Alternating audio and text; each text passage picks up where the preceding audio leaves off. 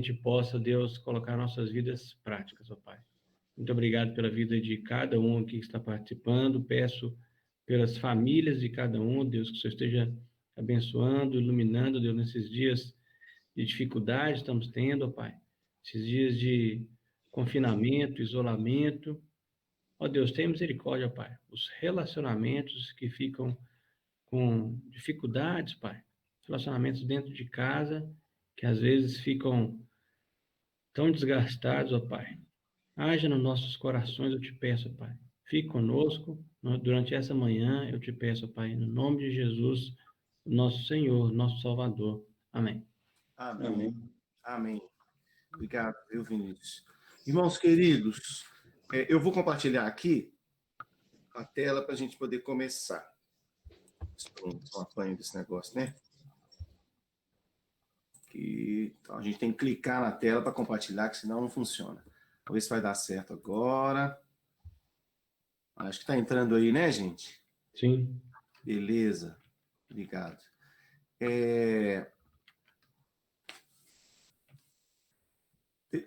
Nós vamos abordar nessas próximas lições, né? Esse livro, eu coloquei a foto lá, né? Como acontece a santificação. Nós terminamos como as pessoas mudam, não é mesmo?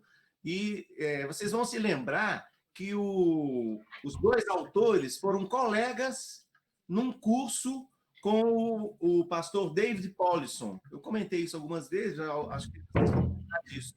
E eles aprenderam, gostaram tanto das aulas, que eles escreveram as aulas, né? Fizeram resumos das aulas, e o livro parte disso aí, desse resumo que eles fizeram.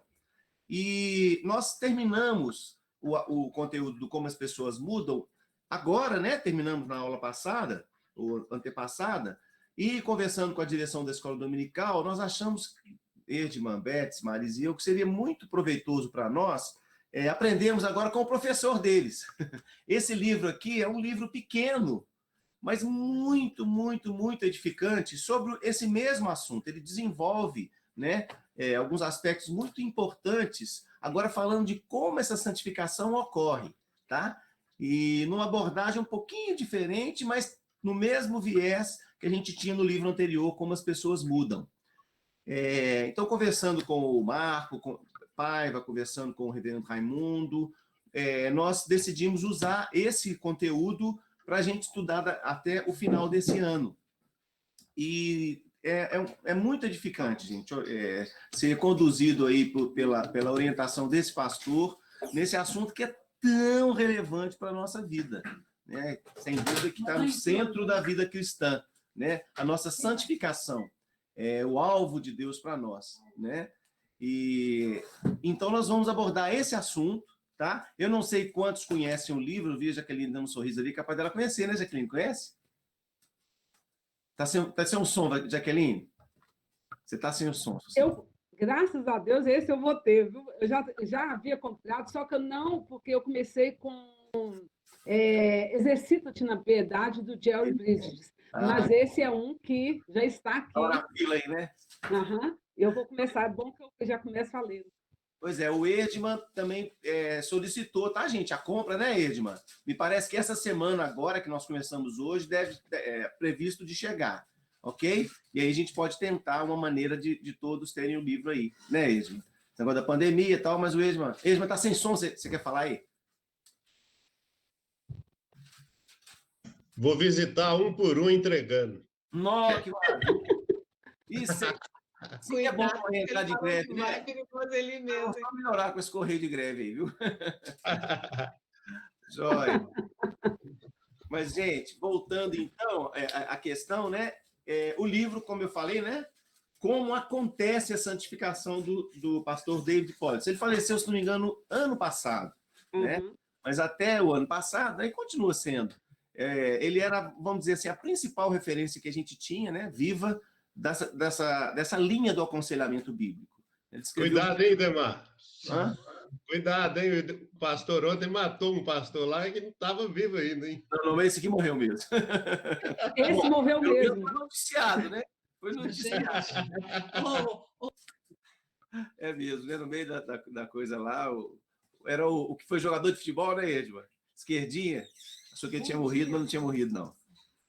Mas esse pastor, irmãos, ele foi mesmo uma bênção, né, nesse sentido, na vida da igreja. E nós vamos, então, se Deus quiser, nos próximos domingos, aproveitar o ministério dele dessa maneira. Muito bem, então, como acontece a santificação? Nessa aula de hoje, nós vamos fazer uma introdução ao livro, tá? Ao assunto como um todo. O que é abordado no livro. Eu gostaria de convidá-los, acho que hoje nós vamos poder caminhar juntos, pelo menos em vários dos versículos que a gente vai citar, tá? Se não todos. Então, eu gostaria de convidá-los a abrir a Bíblia, quem tiver com a Bíblia aí, em João 21, 25, tá? Eu quero até convidá-los a ter mesmo a palavra de Deus conosco nas lições de escola dominical, tá? E aí, sempre que possível, aí antes lembrar de pegar a Bíblia aí. João 21, 25. Eu transcrevi esse versículo, né? E nós vamos começar com esse texto.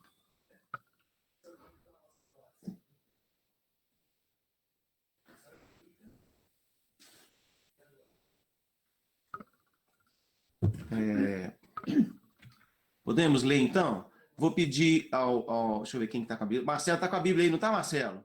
Marcelo da Daniela, desculpa. Tá? Você lê para a gente, por favor, Marcelo? Solta seu microfone.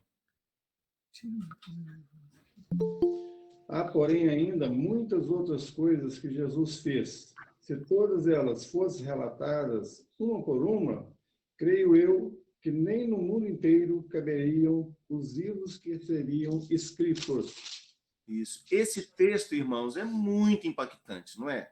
Olha só, no último capítulo do Evangelho de João, quem tiver com a Bíblia aí, abre lá, né? Já certamente abriu, você vai ver que é o último capítulo. No último capítulo, ele ainda fala de coisas maravilhosas. Ele conta aqui da experiência de Jesus com Pedro.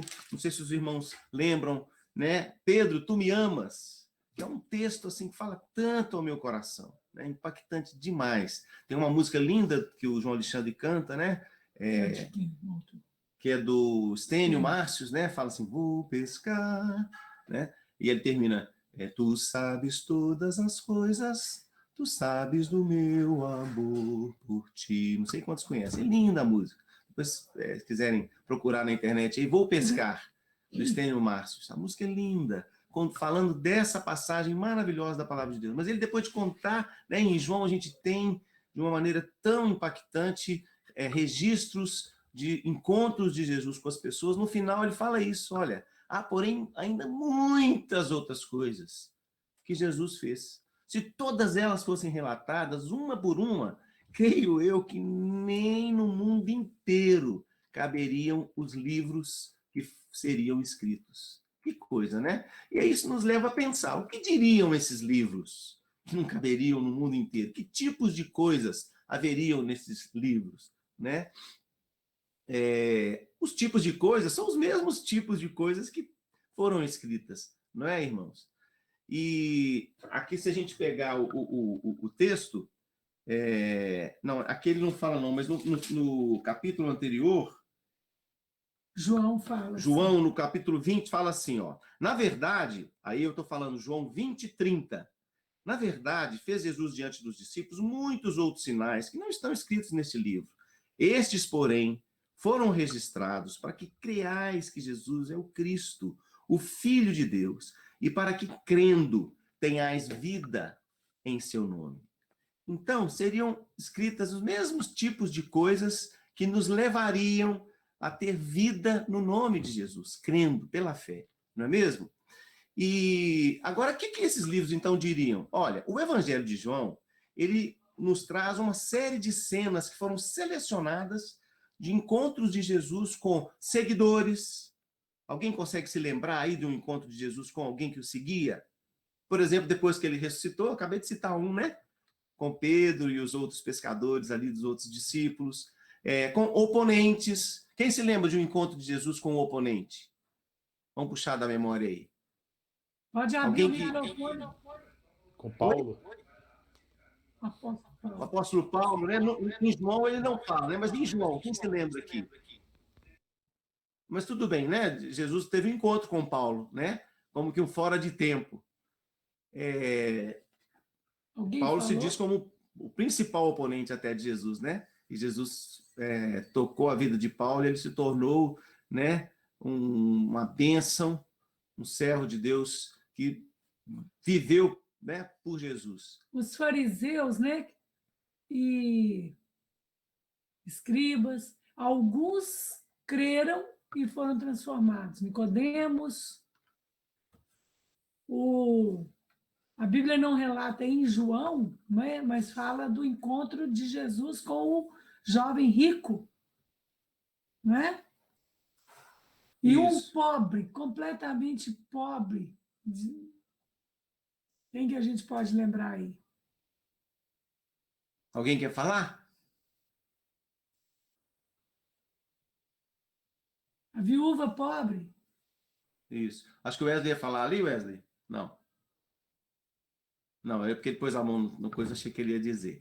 Mas quando a gente começa a se lembrar, né, daquilo que nós temos aprendido da palavra de Deus, são encontros muito marcantes. Os irmãos lembram daquele cego, né, que gritava pelo caminho, né? Jesus, filho de Davi, tem misericórdia de mim, né? Alguém que ansiava por Jesus. Alguns indecisos, como o jovem rico, não é mesmo? Lembram da história do jovem rico?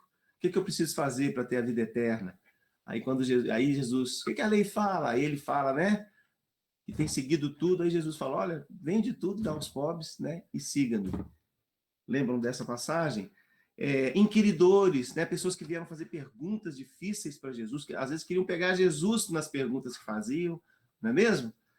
Então, esses encontros, essas cenas selecionadas, né? São relatadas no Evangelho de Deus, de João. Os Assim amigos que levaram, né, desceram pelo telhado, o paraplégico. Isso. Então, assim como João, os outros evangelhos também colocam para a gente flashes de vidas diferentes que cruzam com a de Cristo, né?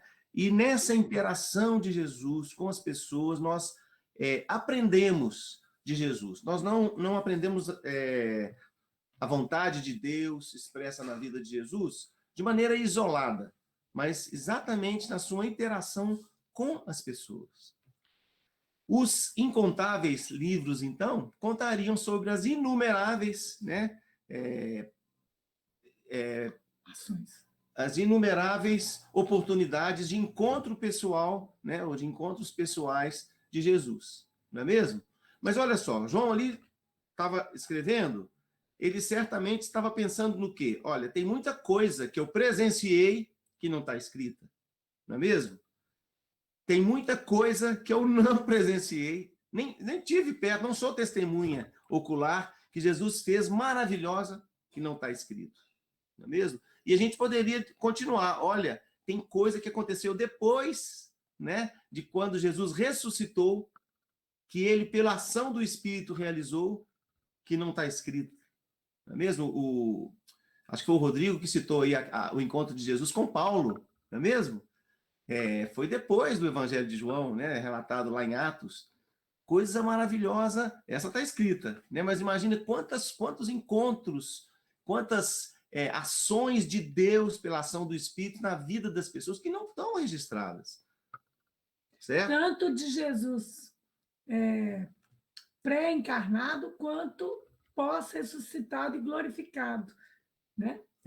Então, quando que aconteceram essas coisas? Então, durante a vida de Jesus, depois que ele ressuscitou, não é mesmo? O Espírito Santo agindo em seguida. E são tantas histórias de interação de Jesus com as pessoas que não estão escritas que a gente poderia chegar até na nossa vida, né? Até nos dias de hoje. Jesus agindo na sua vida, Jesus agindo na minha vida, não está escrito isso. Mas tudo isso, né, é ação de Deus na vida, na interação conosco. É assim que Deus trabalha, irmãos queridos, né?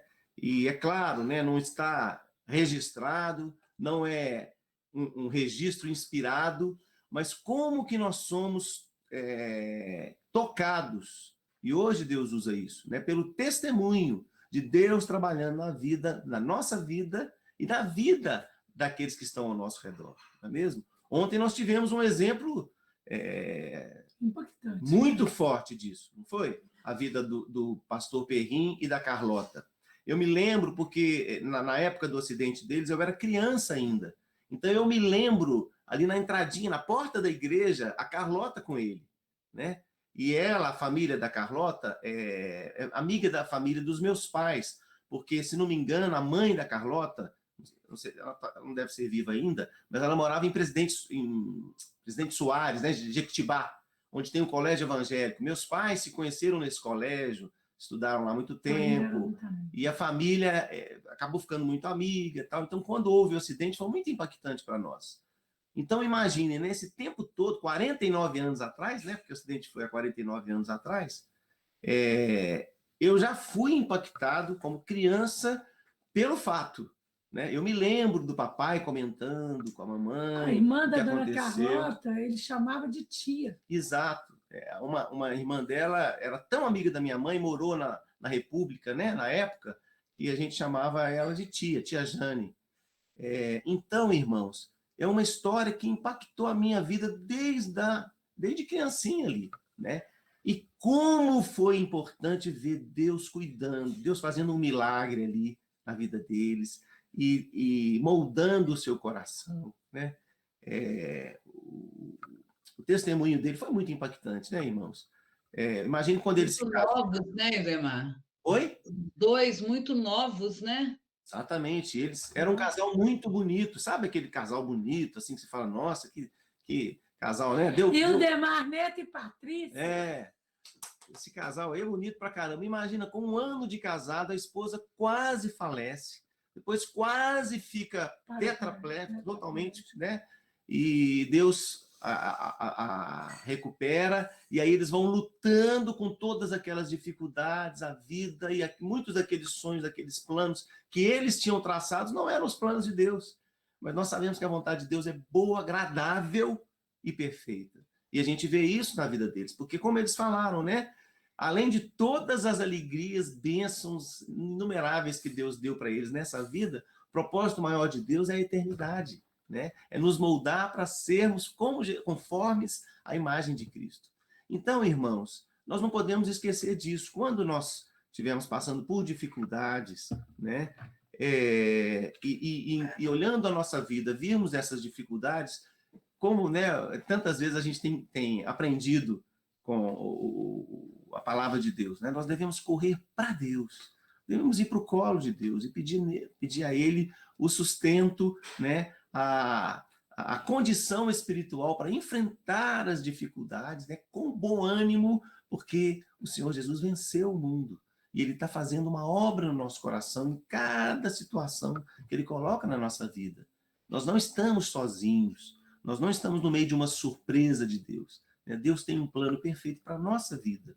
Cumpre a nós, né? A cada dia mais nos voltarmos para esse projeto maravilhoso de Deus, que é a nossa santificação, sem a qual ninguém verá o Senhor. Em 2 aspectos, né? Esse texto está lá em Hebreus, eu queria 14, pedir 12. Isso, alguém para ler, porque esse texto é muito impactante, né? E a gente normalmente foca no primeiro aspecto, que é o de que nós não veremos, a pessoa não verá a Deus se não houver santificação, porque se não houver santificação, é porque, na verdade, não houve regeneração.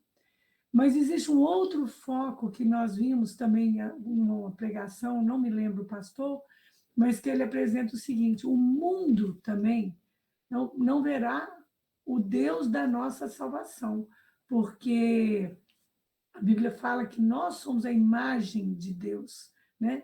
Deus vai se manifestar de outras maneiras, é claro, mas Ele usa o homem refletindo a Ele já regenerado através da santificação.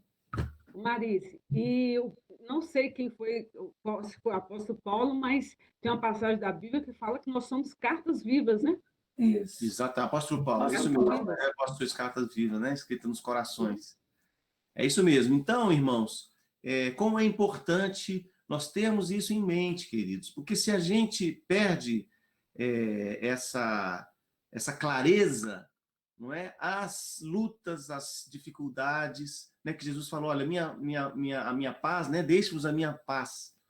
A minha paz vos Minha dou. paz vos dou. Não dou como o mundo a dá, né? Não se turbe o vosso coração, nem se atemorize, né? Mas aí ele fala, olha, no mundo tereis aflição, Essas mas coisas tem tende dito. para que tenhais paz em meu nome, né? No mundo tereis aflição, mas tende bom ânimo, eu venci o mundo. Importante demais a gente sempre ter isso firme no nosso coração, né? Deus está fazendo uma obra em nós e através de nós. Nós somos nação santa, povo de propriedade exclusiva de Deus, a fim de quê? De proclamarmos as virtudes daquele que nos tirou das trevas para a sua maravilhosa luz. Então, o nosso alvo é a eternidade. Isso. Então, ainda refletindo sobre esse texto, né? Por que então que são tantos livros e por que são tão volumosos, né? Poxa, será que foi um exagero falar que não cabia no mundo inteiro os livros que poderiam ser escritos sobre a obra de Deus, né? Na nossa vida, de Jesus? Olha só, as histórias de vida e acontecimentos são mais numerosos do que os grãos de areia da praia, não é mesmo? Jesus, imagina você contar cada história das pessoas que Jesus está trabalhando, o que ele trabalhou no seu tempo, em que esteve sobre a face da terra, na ação do Espírito. Olha só, é coisa demais. Por quê? Porque os detalhes são importantes. Cada pessoa, em cada circunstância, em cada momento, tem particularidades que nunca se repetirão, né? O que Deus fez na vida ali por exemplo, né, que a gente citou agora, do pastor, do reverendo Perrin e da sua esposa Carlota, é específico deles ali, as suas circunstâncias, né, os momentos que eles viveram, tudo aquilo, né? Vai registrar isso, né? Vai registrar isso. Nós não temos o registro, talvez alguém até faça algum dia, mas como que isso é importante para Deus, inclusive no trabalho dele conosco. Deus considera todas essas peculiaridades. Toda palavra descuidada que sai às vezes da nossa boca, toda lágrima, cada fio de cabelo da nossa cabeça importa para Deus. Então, desse texto nós podemos refletir isso, né? Que ali tem os registros do que Jesus fez naquele momento para a nossa edificação, mas olha, Jesus está fazendo muito, muito mais. Fez e fará nas nossas vidas, na vida daquele parente seu, na vida do seu vizinho, né, na vida daquela pessoa que ele te chama a orar por ela, não é isso? Você também entre aspas, coadjuvante, né? Você também participa dessa história, da ação de Deus na vida das pessoas. Até mesmo sem reparar, uma pessoa está olhando para você. Isso. Então, gente, em meio a tanta variedade, né, como nós falamos aqui, né, cada detalhe é importante na vida de um, na vida de outro. Existem convergências? Com certeza. Há um denominador comum, não é mesmo? Que é Jesus e como ele desenvolve o seu propósito salvador, o seu propósito de escolha, santificador. Isso é o denominador comum da ação, né, de Deus nessa história toda. Para Deus, porém, a diversidade de histórias pessoais é tão significativa quanto os temas comuns. Então, para Deus é importante demais. Não foi à toa que ele criou o Flávio, né? Flávio Lopes lá, com a história de vida dele do jeitinho que foi, com todas as dificuldades que ele enfrentou, com as bênçãos maravilhosas que só ele sabe contar de todo o coração, com a maior alegria e espontaneidade que ele tem, do jeito dele, não é? E assim, cada um de nós. Isso para Deus é importante demais. Mas não é para a gente achar o máximo porque a gente é assim ou é assado, ou passou por isso, né? De jeito nenhum. É para a gente viver isso e contar isso com a humildade de quem reconhece que é graça. Ação de Deus por alguém que não merecia ter sido escolhido e chamado para refletir a glória de Deus, para refletir a luz de Cristo na sua vida. Não é mesmo, irmãos? Então, vamos ver os relatos de João. Quando a gente olha lá na palavra de Deus, no Evangelho de João, nós vamos ver o quê? Jesus interagindo com as pessoas, né? Como a gente está comentando aqui. Isso, quando a gente vê lá, é um convite para a gente observar o que e como Jesus observa.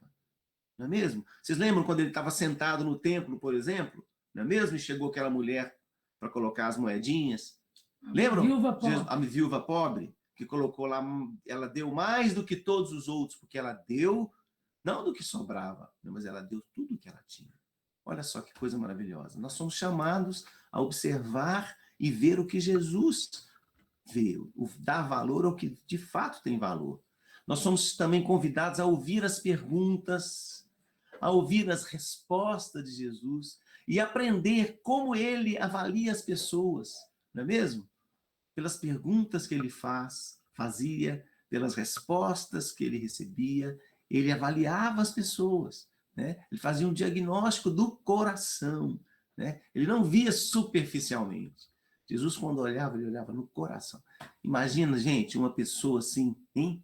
Que maravilhoso que era estar ali com Jesus, né? Quem de fato queria se debruçar diante dele, Jesus olhava, né? Aquele olhar, eu não sei quantos se lembram aí, eu, quando criança, era muito impactante para mim o olhar do meu pai e da minha mãe. Eu tinha um avô também que tinha um olhar que eu vou te contar, viu? Só que o meu avô era bravo. A gente derretia, às vezes, dependendo da olhada que ele dava, né? As crianças estavam fazendo bagunça, ele dava aquela olhada assim, a gente derretia. Mas minha mãe, ela era impressionante. Ela me olhava de longe, e cheirava também, né? De longe, ela sabia se eu tinha tomado banho, se eu estava falando a verdade ou não. Era impressionante. Meu pai também tinha aquela olhada assim para mim, que me conhecia, né? Então, queridos, a gente vê Jesus... Inclusive, uma das coisas que eu pedi a Deus quando eu perdi a visão, e esse foi um milagre que Deus fez na minha vida, né? Foi que ele me preservasse o olhar. Porque o olhar, para mim, é muito impactante. A Bíblia fala que o olhar, o olho, né? Os olhos são a janela da alma. E a doutora Fernanda, inclusive, falou sobre isso na palestra que ela deu essa semana, da importância do olhar, né? Quando a gente olha nos olhos, eu brinco e falo com os meninos, você não está olhando nos meus olhos. E eu sinto que eles estão olhando nos meus olhos ou não, né? Então, isso realmente é muito importante. Qual é o olhar que Jesus tem da sua vida, da minha vida e da vida do próximo, e que ele te mostra? Porque quando ele olhou para a viúva pobre, ele não estava se relacionando com ela diretamente. Ele estava olhando para ela, olhando para os discípulos e falando, olha lá, veja aquilo ali e aprenda. Isso. Então, eu queria te convidar também, enquanto a gente está refletindo sobre isso, aí lembrando das passagens bíblicas, né? E eu me lembrei agora aqui de Pedro, quando Jesus na cruz olhou para eles. E ele se lembrou que tinha dito que nunca iria negar Jesus, né? E como aquilo foi impactante, aquele olhar, não incriminante, né? Jesus não estava incriminando. Mas restaurador, né? Mas ele estava mostrando para Pedro, né? Claramente ali, olha, Pedro, eu sei quem é você, mas eu te amo, eu estou morrendo aqui por você, né? E então, irmãos, nós somos convidados a assistir a como Jesus encontra o ponto de envolvimento com cada pessoa e em seguida como ele entra na vida da pessoa, né? Assistir como ele reage, como ele ajuda, como ele se aborrece, como ele convida, como ele se irrita, como que ele ensina, argumenta, esclarece, como que ele fica perplexo com algumas coisas que ele vê, como que ele salva, como que ele adverte, como que ele encoraja. Como que ele chora. Como que Jesus chora, né? Quando Jesus intercepta o seu caminho, irmão querido, ele revela a você quem você é. Ele acelera as escolhas de cada um com quem ele encontra. E as pessoas, ao encontrar com Jesus, elas mudam para melhor ou para pior. Alguns mudaram para melhor. Mas pela sua graça, Jesus tem nos mudado para melhor. E isso é a santificação. Como acontece, então, a santificação? Sempre... Demar, Oi, pois não, desculpe. Pode falar. Zaqueu, né, procurou Jesus, né? E Jesus olhou para a árvore, né, para o alto da árvore, né, e falou: Zaqueu, desce depressa, né? Eu vou posar com o senhor hoje, né? Vou para sua casa hoje, né? Com você. Isso, coisa maravilhosa. O envolvimento, né, de Jesus com ele. A transformação. Isso, pois é. Olha só, Então, Mas olha só, e nesse caso, Edmar, foi para a vida. Zaqueu se converteu e a transformação foi imediata. Em outros casos, como do próprio Judas, que caminhou com Jesus e que viveu tudo aquilo ali, o relacionamento foi para a morte, né? Isso. Então, como definir santificação, né? Nós estamos falando que sempre que acontece uma mudança para melhor, é a ação de Deus, e a santificação está acontecendo na nossa vida. Do que a gente está falando, então, quando a gente está falando de santificação, queridos? Então, vamos firmar esse conceito que é tão importante para nós. Nós estamos falando de santificação progressiva. Em primeiro lugar, são dois aspectos que a gente queria abordar. Primeiro, santificação progressiva. O que é isso? Assim como acontece com a salvação, a nossa santificação ela tem uma abordagem, né? Ela tem um fator no passado, no presente e no futuro. No passado, a gente pode dizer, já aconteceu, eu sou santo, né? Deus me fez santo, eu fui santificado, melhor dizendo. Nós vimos, né, que a justiça de Cristo foi imputada a nós. Cristo pagou o preço dos nossos pecados, de tal maneira que hoje nós temos essa identidade. Nós somos santos, nós não devemos mais nada, nós somos aceitos na presença de Deus, somos alvos do seu amor, somos filhos amados, e é uma identidade que a gente tem sem mérito nenhum. Deus o fez propriedade, né? Deus fez você propriedade dele em Cristo, você foi salvo. Então, essa santificação, essa separação, né, que Deus fez da sua vida, ela já ocorreu plenamente por meio da obra de Cristo no passado, quando você foi alcançado pela mensagem do Evangelho e a fé foi colocada por Deus no seu coração. E hoje você tem como a maior alegria da sua vida, agradar a Deus. Quando você desagrada a Deus, é motivo de muita tristeza para o seu coração. Romanos 8, 15 e 16. Será que alguém poderia ler esse texto para nós? Querido, eu não tenho tempo para ver todos os textos, tá? Nós vamos ler lá na frente. Alguém vai ler? Romanos 8, 15 e 16, alguém pode ler para nós? Porque não recebestes o espírito de escravidão para viverdes outra vez atemorizados, mas recebestes o espírito de adoção, baseado no qual clamamos, Abba, Pai. O próprio Espírito testifica com o nosso espírito que somos filhos de Deus. Isso, que coisa maravilhosa, né? A ação do Espírito Santo na nossa vida. Então, isso é o passado. Como é que é a santificação progressiva, então, em relação ao presente? A sua santificação está sendo trabalhada. Ela foi conquistada em Cristo Jesus, né? Ninguém te tira mais da mão de Jesus. Mas ela está sendo trabalhada. Em que aspecto é isso? Deus o está moldando em toda a sua vida, cada dia, durante os meses, anos, décadas da sua vida, ele o está refazendo à semelhança de Cristo. Você está sendo santificado progressivamente. Você está sendo salvo. Viu, irmãos? Nós estamos, de uma certa forma, num processo, né, na história de transformação. Nosso coração, as nossas motivações mais básicas estão sendo trabalhadas por Deus. E tem um aspecto futuro. A sua santificação será completada, ela será completa. Você viverá, o seu amor será tornado perfeito. O nosso amor é tão pálido, né? Tão frágil.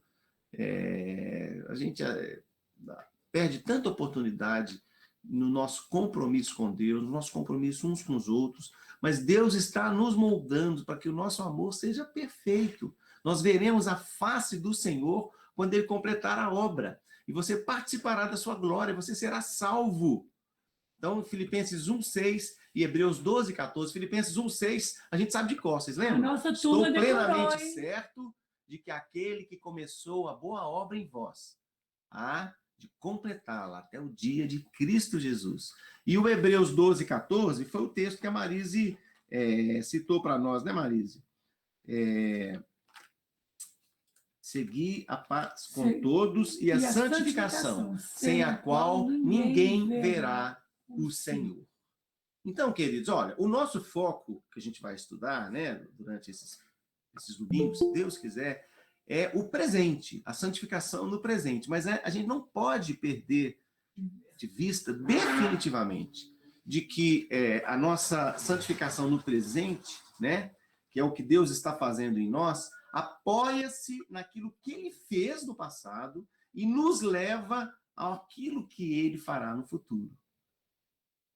Se a nossa esperança em Cristo limitasse as coisas desse mundo, nós seríamos os mais infelizes de todos os homens. Esse texto precisa estar muito forte na nossa vida, né? Na nossa mente. Se a gente perder a perspectiva de pensar nas coisas lá do alto, né? Se a gente perder a perspectiva do que Deus está fazendo, que muitas vezes nós não conseguimos enxergar, né, em determinadas circunstâncias, nós vamos ser os mais infelizes de todos os homens, né? Porque a nossa alegria está naquilo que Deus está fazendo com vistas à eternidade. Pois não, Jaqueline? Ademar, é interessante, né, que a gente pode localizar esse processo da santificação, que vai ficar entre o já e o ainda não. E que tem na Bíblia também que nós devemos desenvolver a nossa salvação, que é a santificação. E esse processo, nós vamos contar com a mediação do Espírito Santo de Deus, mas nós temos que ser diligentes nele, porque muitas vezes nós esquecemos disso. É exercitar isso diariamente. Como que eu vou me tornar mais parecido com Deus? Restaurar essa imagem de Deus em nós, porque se Deus é santo, nós temos que ser santo. O apóstolo Paulo fala ser de santo porque eu sou santo, porque ele mirava no exemplo de Deus. Então, a gente tem que ver, essa semana eu estou estudando sobre sabedoria. Eu achando bem interessante, porque se Deus é sábio, eu tenho a imagem de Deus, um vislumbre da imagem de Deus, eu tenho que exercitar para que eu também seja, até aquele grande dia, nós temos que ser sábios também nas nossas atitudes, né? Isso, muito bem, Jaqueline. É um processo, você tocou num assunto tão importante, né? Nós somos co-participantes nesse trabalho aí, né? Temos uma responsabilidade imensa aí de nos submetermos ao Espírito Santo de Deus, de buscarmos conhecimento da palavra, de nos dedicarmos à oração, não é mesmo? A meditar na palavra de Deus e a agir em amor, não só no nosso relacionamento com Deus, mas com as outras pessoas, né? Sermos praticantes da palavra de Deus. Muito bem, ótimo, obrigado. O passado e o futuro não cabe a nós a intervenção, né? De sermos salvos e de sermos glorificados. Mas a santificação, nós trabalhamos em conjunto com Deus. Tudo bem. Então, santificação, segundo aspecto que a gente queria deixar claro com relação à santificação. Essa palavra santificação, né, santo, sagrado, santidade, muitas vezes essas palavras nos levam a uma figura, assim, uma imagem de algo super espiritual, né, quase um troço assim, meio fora da realidade, meio fora do dia, não é nem da realidade, a gente não pensa assim, mas fora do dia a dia, fora das coisas que acontecem na nossa vida normal. Não é disso que a gente está falando. Nós estamos falando de realidades terrenas, práticas, tá? Então, tornar-se mais santo, segundo a palavra de Deus, é ter a sua fé simplificada, esclarecida e aprofundada. É poder dar a razão da sua fé, né? E ter convicções aprofundadas no seu coração. É saber que você precisa de Deus, que você o conhece, que você o ama, né? É ver a vida, a Deus e a si mesmo com mais autenticidade a cada dia. Não é um sonho, não é um descolamento da realidade, definitivamente. Muito antes, pelo contrário. É uma sobriedade, né? É uma sabedoria, como a Jaqueline tocou nesse ponto, né? É a sabedoria de Deus tomando conta da nossa vida. Crescer em santidade é também crescer no amor pelas pessoas. É se importar, ajudar, socorrer. Isso é crescer em santidade. À medida que você crescer em santidade, e nós crescemos em santidade, nós vamos ter mais amor pelos outros. Nós vamos nos importar mais com aqueles que precisam do nosso socorro, da nossa ajuda, com sabedoria. Não é ser, né, um ser etéreo, fantasmagórico, né? Fantasminha que anda por aí, alheio às tempestades da vida, de jeito nenhum. Então, a santificação nos torna homens e mulheres mais sábios, nos ensina a lidar com o dinheiro, com a sexualidade, com o trabalho, com os relacionamentos, a gente ser um amigo melhor, a gente ser um pai, uma mãe, um irmão, um filho, um cunhado, né?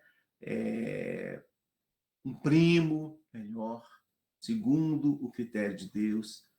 É ter um falar que comunica mais bom senso, seriedade, alegria, realidade.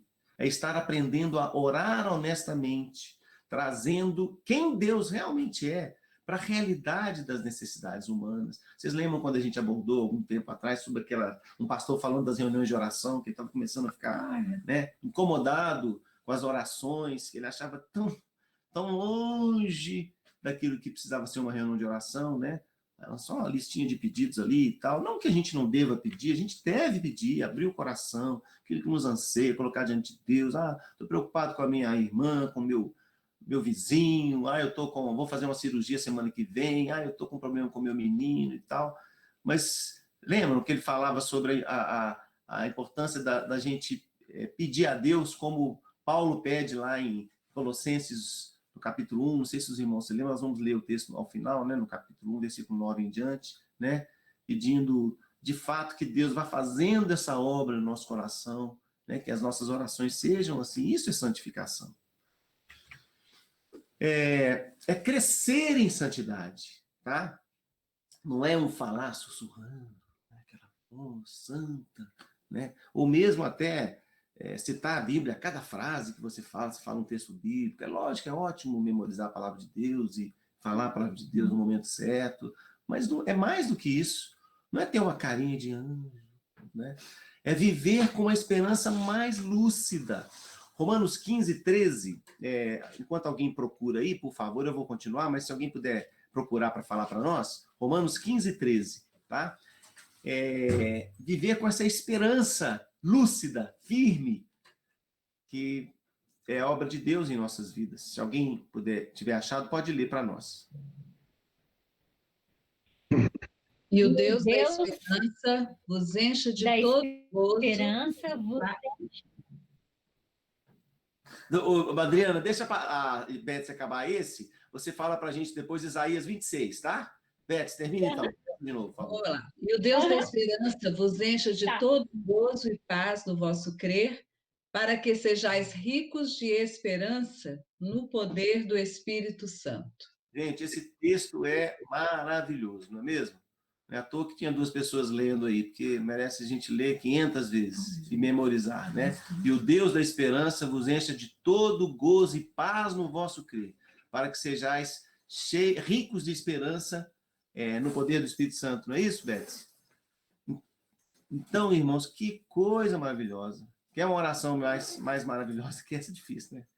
Que essa seja, de fato, a nossa oração para a nossa própria vida, para a vida daqueles que nós amamos, que estão ao nosso redor. Vamos exercitar isso, então, né, gente? Vamos orar textos bíblicos que nós vamos satisfazer esse processo aí de santificação que Deus requer. Gente. Isso. E agora eu vou pedir, então, a Adriana para ler Isaías 26, 3 e 4, né? Porque santificar, né, crescer em santidade, é saber o propósito da sua vida, arregaçar as mangas, seguir em frente e fazer o que precisa ser feito. Lê para nós, Adriana, por favor.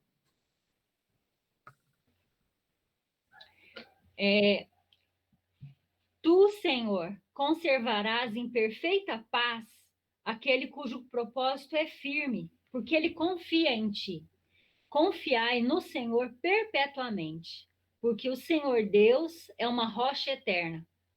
Amém. Firme na rocha. Isso. Então... Firme na rocha. Você acredita, Marise? Eu tenho o costume de brincar. E aí, tudo bem? Firme na rocha, né? E quando eu chego aqui no condomínio que a gente mora, até os porteiros. Ei, dona Adriana, firme na rocha! Eles falam. Tá vendo? Legal. Desse versículo. Pois é. Gente, outra coisa que a crescer em santidade significa, né? É a gente ter no coração uma gratidão sincera. Colossenses 3,17, né? Fale tudo o que fizer, seja em palavra, seja em ação, fazendo em nome do Senhor Jesus, dando por ele graças a Deus Pai. Uma vida em que tudo que a gente faz graça, né? Uma ação de graças a Deus por Jesus Cristo. 1 Tessalonicenses 5,18, em tudo dai graças, em todas as circunstâncias. Porque esta é a vontade de Deus em Cristo Jesus para convosco. Então, é também aprender a enfrentar o desapontamento, a dor, as enfermidades, a morte com franqueza. É o contentamento, não é mesmo? Aprender o contentamento que Deus nos dá. Filipenses 4, 11 a 13 fala, né, que Paulo dá o seu testemunho. Aprendi a viver contente em toda e qualquer situação, não é mesmo? E aí, no final, no 13, ele fala, tudo posso naquele que me fortalece. Tá? Então, santificação, santo, sagrado, santidade tem a ver com esse crescimento em santidade, tem a ver com vida cotidiana, com o nosso dia a dia.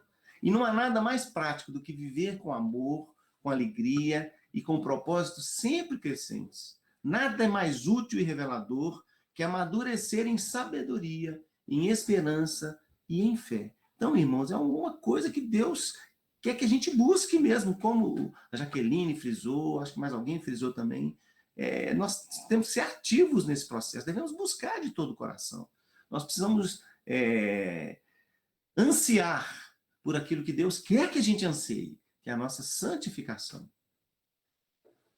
Demar, Desculpa. estudando sobre a sabedoria e falando como que a tradição judaico-cristã, né, a epistemologia cristã, o conhecimento cristão pode nos fornecer esse recurso da sabedoria, e juntando com esse versículo que eu estou relendo várias vezes, apesar de a gente já estar prosseguindo aí, que o Deus da esperança vos enche de todo gozo e paz no vosso crer, para que sejais ricos de esperança, é que como nós somos cartas vivas, ao admoestar, exortar o amigo, o irmão, o filho, o marido, a gente faça com o que a gente aprendeu nos aconselhamentos bíblicos, de uma forma que a gente mostre aquilo que não está de acordo com a Bíblia, mas dá esperança, que nós sejamos ricos de esperança, a fim de não desanimar as pessoas, sabe?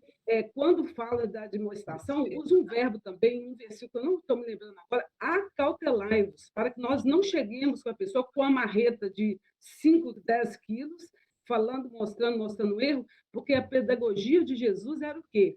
Era chegar, esse olhar de Jesus era um olhar para conhecer o contexto, para depois aplicar as verdades bíblicas com misericórdia e graça, antes da verdade.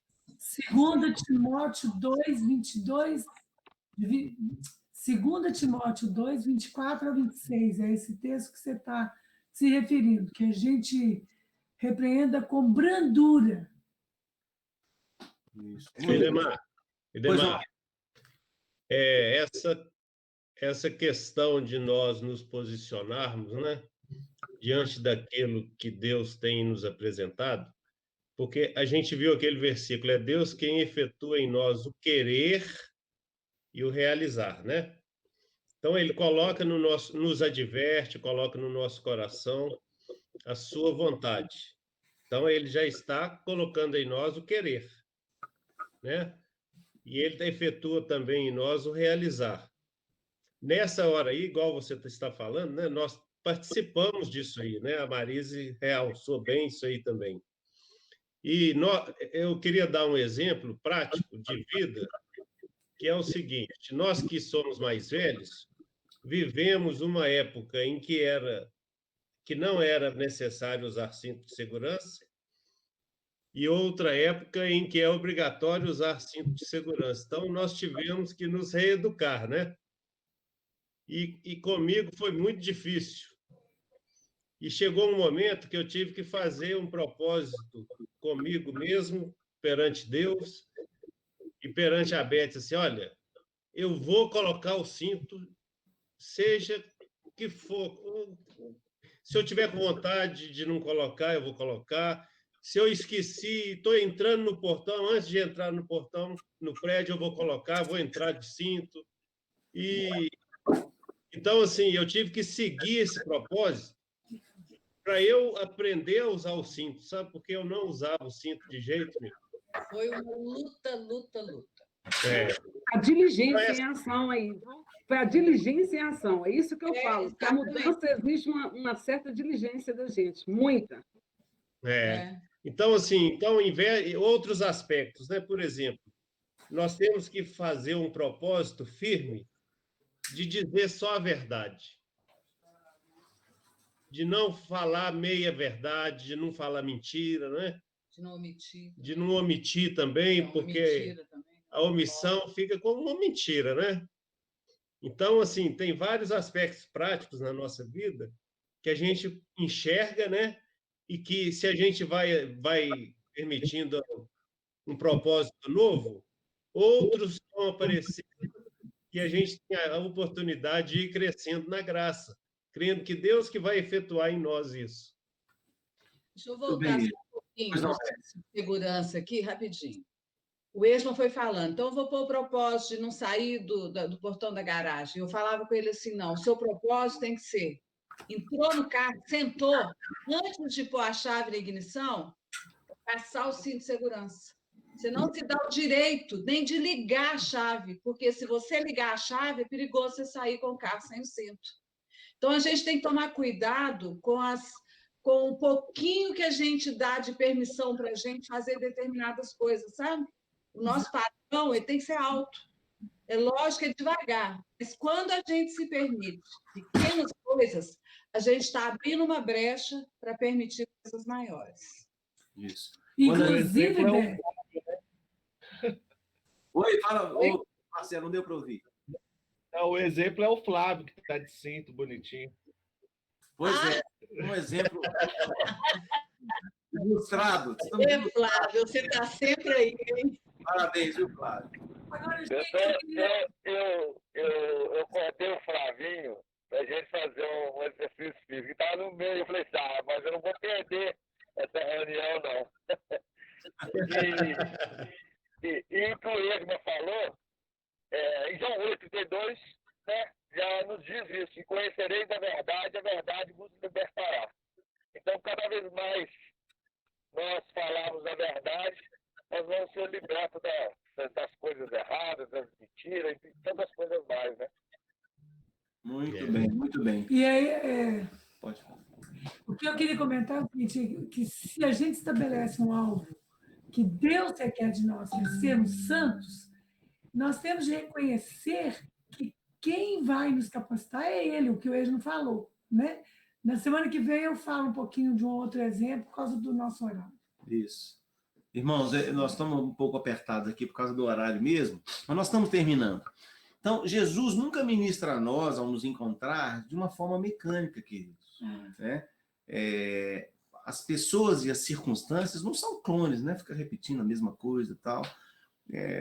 Não há um padrão nos diálogos de Jesus, nos seus relacionamentos, nas suas amizades, ou mesmo nas pregações de Jesus. Não há uma forma, generalizações abstratas, tipo assim, faça isso que dá aquilo, né? Aqueles livros, né? Os 10 passos de não sei o quê, os 5 passos, não sei o quê, faça isso.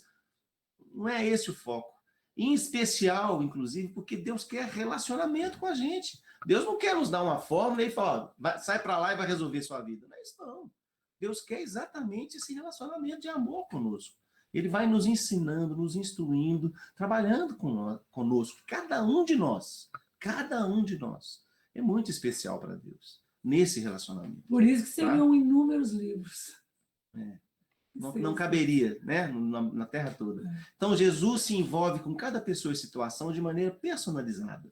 Ele encontra você aonde você está, sempre. E aí, né, o texto lá de Lucas 19, 5 e 8, a história de Zaqueu, que o Edma citou, né, irmãos? Jesus passou e viu Zaqueu lá em cima, né? Encontrou Zaqueu lá em cima. E no versículo 8 ele fala lá, né? Foi a conversão de Zaqueu, ele falando, olha, eu defraudei as pessoas e quero restituir, né? Querido, não tem tempo. Querido. Depois os irmãos leiam os textos, por favor, tá? O texto de Lucas, a história de Zaqueu, que texto comovente, né? A conversão de Zaqueu, tão especial ali. Imagina, irmãos, o impacto que aquela conversão faz hoje na vida de cada um de nós. E naquela época, certamente saiu nos principais jornais da cidade, né? O corrupto fulano de tal, né, que roubou não sei quantos bilhões e fez não sei o quê. A polícia nem precisou ir atrás dele. Ele confessou e ele restituiu mais do que roubou. 4 vezes mais. Irmãos, que coisa maravilhosa. Então, quem sabe a gente não vai ver coisas assim, né? Vamos orar por isso, né? Nós estamos vivendo num contexto em que a gente precisa ver coisas assim para a glória de Deus. Vamos pedir, né? Então, a Escritura, a palavra de Deus, faz o mesmo conosco. Não há um padrão, irmãos. Por isso é importante a gente pegar a Bíblia para ler, sabendo que ali nós estamos num relacionamento com Deus. Deus está falando conosco. O Espírito Santo faz com que as palavras sejam pessoais. Ele aplica a palavra a cada pessoa, em cada situação. Então, o propósito dos nossos estudos, queridos, terminando aqui, né, fechando a nossa aula de hoje, é que nós nos envolvemos com a variedade de como Jesus Cristo trabalha para mudar as vidas, fazendo-nos crescer na graça. Não é crescer em regrinhas, né?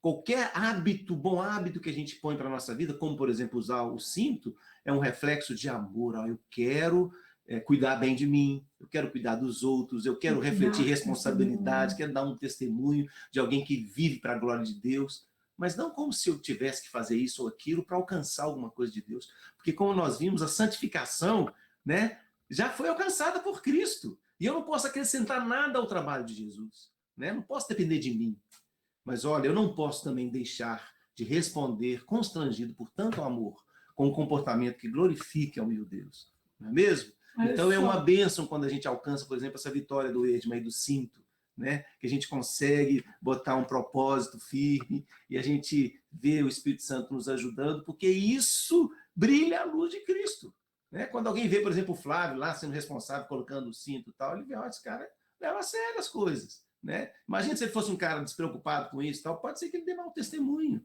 ele possa até envergonhar, né, ao seu Senhor pelo seu testemunho. Então, queridos... Inclusive, só para falar mais sobre isso, tem um texto bíblico que fala que nós não podemos mudar e nem acrescentar, mas nós podemos ornar a salvação que Deus nos dá. Com isso aí, dessa maneira, embelezando. E aí, viu, Vinícius, fala com a Isabela, que eu lembro muito do Dr. Enéas, pai dela, falando sobre isso. Queridos, vocês já imaginaram que privilégio? Jesus veio, sofreu, morreu, ressuscitou, glorificado lá no céu, ele nos permite participar, embelezando o que já está essa consumado, mensagem, né, com o nosso testemunho. Com o nosso testemunho, que coisa mais abençoadora. Isso. Então, irmãos... Ademar. Oi, desculpa. Mas também eu não sou doido, não. Eu sou Flavinho no volante. Então, entendeu? Você está sendo prudente, né, Flávio? E outra coisa é o seguinte, é a primeira vez que eu ouço na vida, depois de mais de 20 anos de convertido e tudo, o ele vai fazer voto para colocar cinto. Fazer voto aí. Esse homem é humilde demais, hein? Tá vendo? Não é fácil, não. É obra de Deus, né? Só Jesus. Humilde demais. Nós investigaremos, se Deus permitir, assim, nesses próximos domingos, para estabelecer os padrões mais profundos que estão operando em nossas variantes, né? Existe uma convergência, né, que é Jesus e a sua obra na nossa vida. A vida cristã, eu queria fechar com isso, ela pode expressar-se biograficamente ou ser descrita teologicamente.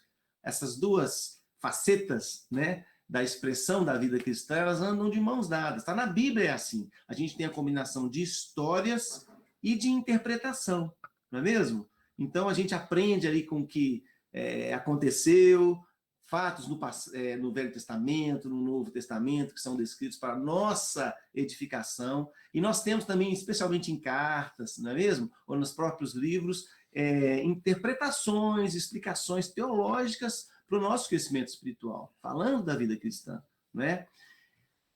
Então, nós podemos encerrar?